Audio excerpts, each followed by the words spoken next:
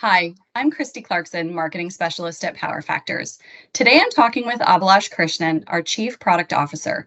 We'll be talking about scalability and why investing in scalable software solutions today greatly impacts the success of your renewable energy operations tomorrow. Abilash has been with Power Factors since 2018 and oversees strategic product direction from vision and innovation to product design and development. Hi, Abilash. Thanks for joining us today. Hi, Christy. It's such a pleasure to talk with you today. Let's jump back in. From your perspective, what are the main factors that contribute to the need for scalability in the renewable energy industry? Are there specific challenges that organizations commonly face when trying to scale their operations? Christy, that's a great question. And if you think about any owner or operator who's trying to scale their operations right now, they have certain major challenges that they're facing. So the first one is just cost, right? How much is this going to cost me? How much do my IT and OT systems, my technology systems cost me? And if I multiply that with the number of gigawatts I'm going to be bringing online, what does that cost profile look like? And 9 times out of 10, owners and operators don't like what they find out as the answer to that question. The other aspect is how do you stay lean in terms of your personnel, right? You've got highly trained people, and so you want to see how you can get more out of those people without necessarily having to scale up your teams as well. And then, the third aspect is trusting your data. So a key tenet to being able to scale your systems is to have really good quality data, because today you have a lot of really smart people who spend a lot of their time just cleaning up data so that they have reliable reports and reliable KPIs to work against. And the holy grail here is being able to get the right data in the right hands at the right time in different ways.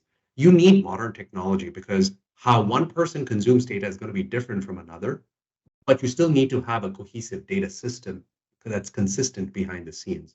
And so this is really what's a challenge to large organizations. How can I change and adapt my systems to scale while dealing with each of these concerns? Data plays such an important role in renewable energy. How does data management contribute to the need for scalable software? And what are the problems organizations face when it comes to managing and leveraging their data as they scale their operations? Oh my word, Christy. Data management is quite literally the most important aspect of being able to run your renewable energy assets. And it's incredibly hard at scale because as these assets start to grow and these portfolios start to grow, the sheer volume of data that's coming at you is overwhelming. You need to have systems that can scale. You need to leverage modern technology, cloud-based technology, in order for you to be able to really scale your systems without them breaking apart at the seams as you throw this quantity of data at them. The second thing is that you got to remember you want to have consistent data, one record of data, but you're going to have different people in different use cases consuming this data differently. And so how do you stay agile in that manner without sacrificing the consistency of the data that you have? And then finally, you want to be able to preserve the quality of this data. And you could write pages and pages of material about how to clean data for the renewable energy systems, whether it's for communication losses, whether it's for handling data discrepancies or miscalibrated pyranometers. All of these lead to the myriad of reasons that you have bad quality data.